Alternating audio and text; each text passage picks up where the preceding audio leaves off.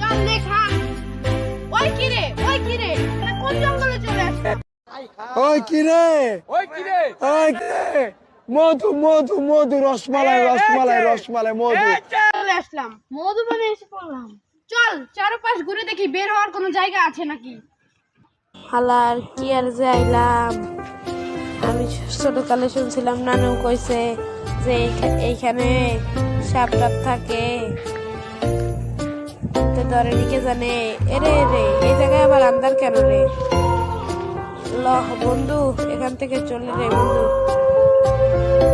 ল সামনে মনে হয় জায়গা আছে, চলছে। এই যে মনে হয় জায়গা পাইয়া গেছে।